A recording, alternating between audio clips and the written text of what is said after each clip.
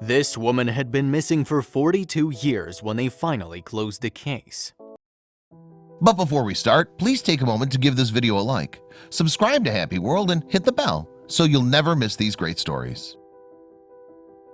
This man from upstate New York took his wife to the doctor but discovered something unusual when it was time to fetch her.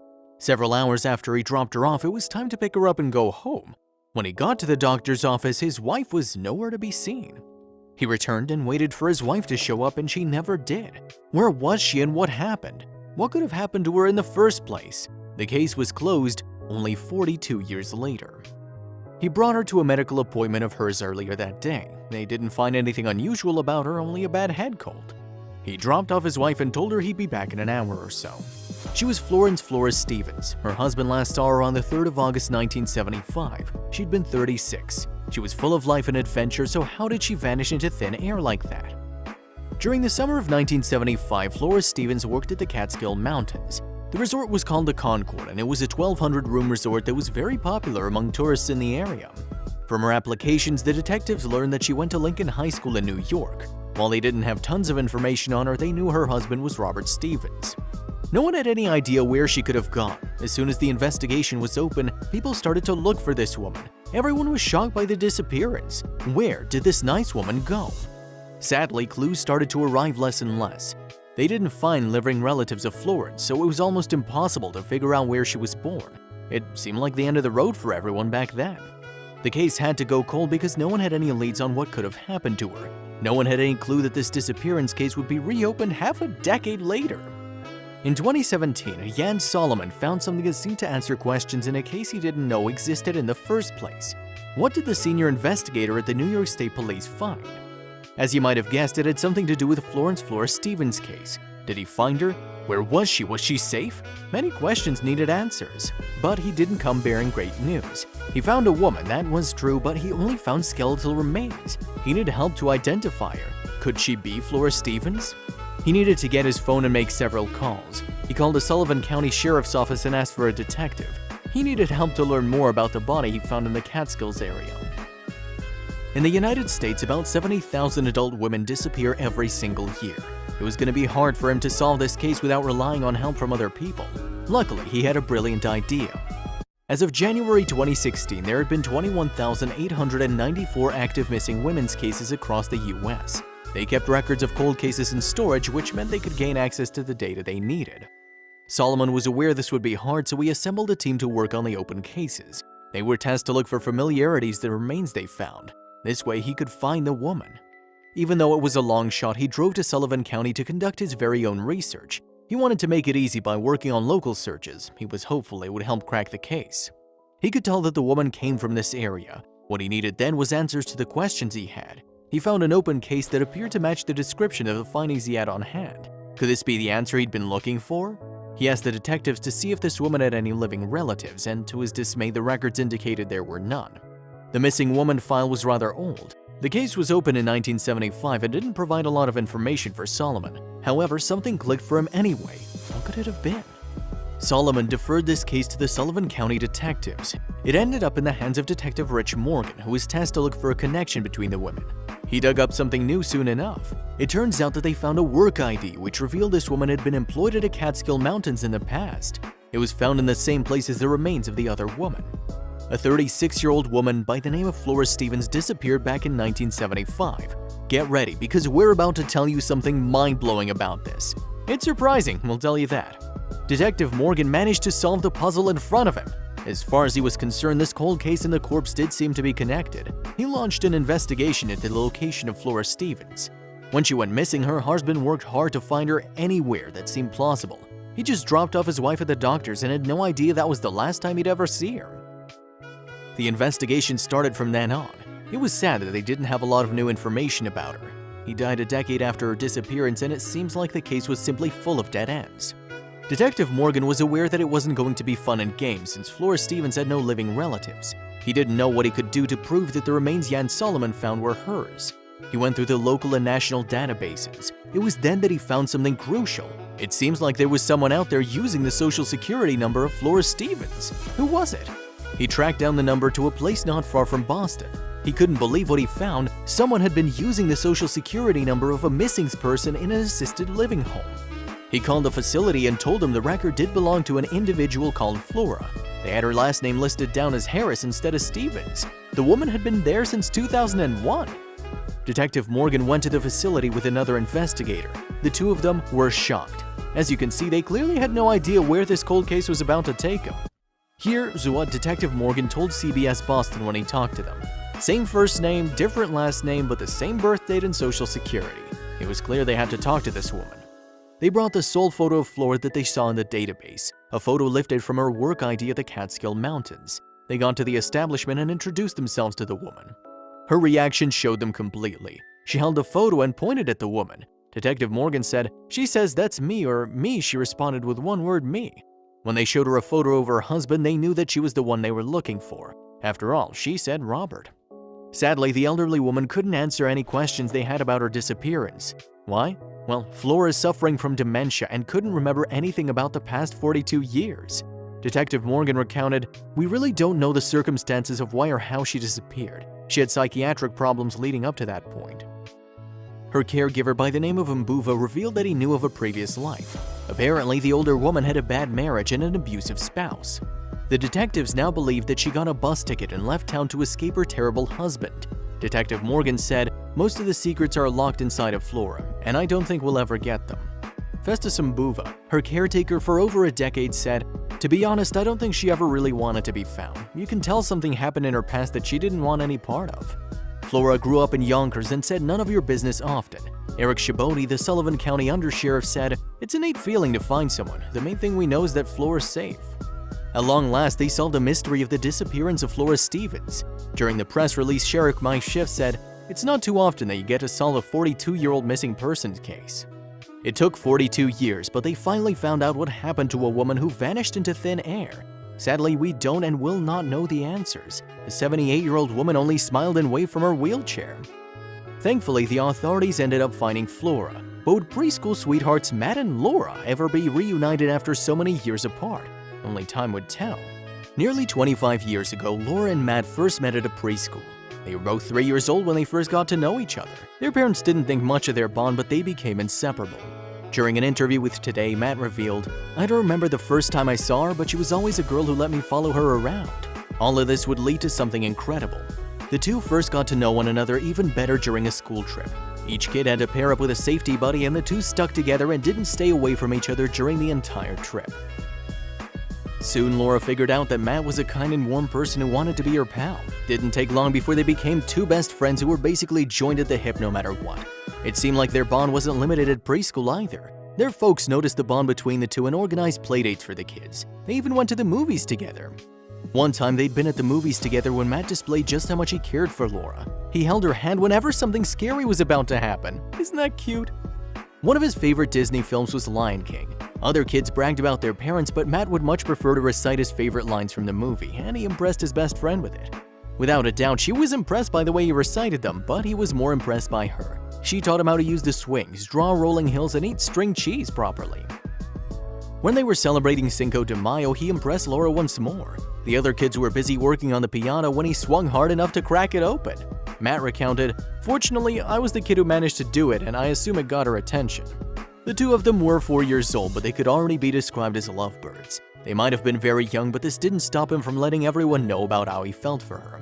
As a matter of fact, he announced to the whole class that he would one day marry Laura. Everyone thought it was amusing. He only went on to say, "Just you wait." How adorable is that? The two stayed close and spent time at one another's birthday parties. Laura and Matt were still thick as thieves. They went on adventures and playdates. Would things change after preschool? There were plenty of things to worry about now they were headed to kindergarten. Would they be in the same class? It was hard to imagine a separation. They didn't want to be separated, of course. But things were even worse than that. They weren't just in different classes, but different schools. Despite everything, their parents promised they'd still set up playdates. Laura and Matt still saw each other on the weekends and spent time together, and they probably had a lot to catch up on. They had new pals and new experiences the others didn't know about. The weekly visits started to happen less frequently, though. Soon they were moving on from kindergarten and seeing each other much less. The photo here shows them during Christmas time. The holidays would soon be the only time they had together. Time went on and their contact was reduced to Christmas cards each year. They used to play every single day, but things changed. They made lots of new friends, but their bond was still special. Years passed and the cards started to become less sentimental and frequent. No one could blame the shift in dynamics. They grew up and grew apart. It was now time for them to mature. High school sure seems like a long time away from preschool. It wasn't a surprise that they didn't think about each other at all that often. However, something happened that changed everything for the two. When Laura was a freshman, she'd been scrolling through the phone of a friend when something caught her eye. She saw a name she knew very well in her past. Were her eyes deceiving her? She couldn't believe her eyes, and the screen read Matt Gronsky. Why was the name of her childhood sweetheart on her friend's screen? It was inevitable she'd be flooded by memories of the past. When she regained her composure, she told her friend about their special bond. It turns out her friend knew him from middle school. She decided to forget about it, but her friend did not. Her friend just couldn't believe the incredible story Laura told her. She wanted the two childhood lovers to meet up again. Laura felt hesitant about this. After all, she and Matt hadn't been in touch for years. While they talked about Matt, Laura said she didn't know if she would get a boyfriend. She told people, "I was a freshman in high school, so I was like, I don't think so." She was nervous about her friend's plan. Despite this, her friend gave Laura's number to Matt. Matt felt an urge to text Laura after he got the number. He sent her a text even though he wasn't sure how she'd react. When she responded, he knew there was nothing for him to worry about. What did Matt notice about her after spending such a long time apart? Apparently, it was her infectious smile. He recalled how he felt about her smiling nature. She always had a huge smile. Soon enough, the two of them scheduled a date to watch a movie like they used to. When they met again, Matt said that it felt like love at first sight. The two got along right away like they did in the past. The date went smoothly and they started to become boyfriend and girlfriend not long after this. They now had their driver's licenses so they could drive to see each other. It didn't matter they attended different schools. They also went to school functions and dances together. They'd already been separated before, but it was different when it comes to college. They wanted to remain together, but this was hard since they planned to go to colleges in different states. Right after we graduated from high school, we were pretty hesitant, Laura explained to people. We were like, do we stay together? Do we try to make it work? They didn't want to make things hard for each other. Matt planned to attend Columbia College in Chicago, while Laura was set to go to Northern Arizona University. They had 1,600 miles between them, but felt determined to make their relationship work. Even though it was hard for them, they didn't want to lose each other again. They spoke to each other every day through FaceTime and visited whenever they possibly could to keep the relationship alive. They were happy that social media existed. It let them stay up to date with what was going on in each other's lives. Despite this, they missed each other a lot. They were once apart for 6 months. Soon enough, the two of them were seniors in college. Matt decided to arrange a unique date for him and Laura. He decided to take her out on a picnic in their preschool. He wanted it to be a surprise. I convinced Laura we were going on a picnic at the preschool. We just finished up our junior year of college, so I framed it as a nice relaxing date, he recounted. They'd been in a relationship for several years already. He had something else for her, and Laura was completely oblivious. Laura was touched when she learned that they were headed for their old preschool. It was a thoughtful thing to do. This was the ultimate throwback if there ever was one. Mad props to Matt. When they were on their way to the preschool, he was acting rather fidgety. Laura assumed that he was just feeling excited and nervous about his secret date, but her emotions also started to run high. She began to realize this was no ordinary picnic. It was then that he dropped down on his knee and took her hand. He held out a ring and asked, "Will you marry me?" And she was shocked but said yes. Laura explained, "I was like, oh my gosh, is this happening? I saw the ring and I was like, this is gorgeous. I'm so happy with it. I had no idea." Matt knew that it was going to be very important, but he was worried that he might lose the ring. He said, "I kept checking my pocket when she wasn't looking to make sure it was still there." The special moment happened on the 23rd of May 2015. In reality, Matt had been planning this proposal for several months prior to that moment. He even asked her father for his blessing. He went out to buy the ring and even asked his brother to hide in the bushes and record the special moment with a camera. As you can see, he wanted this moment recorded. He then borrowed the picnic basket from his folks. No regular basket either. This was the same picnic basket his dad used when he proposed to Matt's mother. That made it even more special. The two of them stood to the exact spot that Matt exclaimed his love for her in front of the other kids. "I proposed to her at the place it all began, our preschool classroom," Matt explained to HuffPost. "When you like someone, you just kind of stand up and say it." The two of them tied the knot on the 30th of December 2016. We adore the fact that they had their first dance to "Can You Feel the Love Tonight?" Definitely a throwback to the early days. Their loved ones watched them dance together at the Arizona Historical Society. His uncle described it this way: "For most kids in preschool, it's about finding your snacks and your sleeping mats, but for them it was about finding their soulmates." Like other millennial couples out there, they shared their big day with the internet. They took to Instagram and Facebook to share their photos with their friends and family, but it reached even further than they expected. During the wedding ceremony, her father took the time to talk about the story of her adoption. They took Laura home from an orphanage in India. He also talked about his relationship with her mother. Her father had been doing a tour in India and spent around a year in the country. At the time, he was already in a relationship with Laura's future mom. She eventually found work at the American embassy in the country and finally got to be together. And they eventually got married. Her mother then told her husband that there was an orphanage full of children who didn't have a place to call home. They went there and looked for the orphan babies. There were hundreds of kids in various rooms in the orphanage, but they went to the room full of babies. When they saw Laura, they saw that there were drips in her arms and tubes in her nose. She'd been suffering from double pneumonia.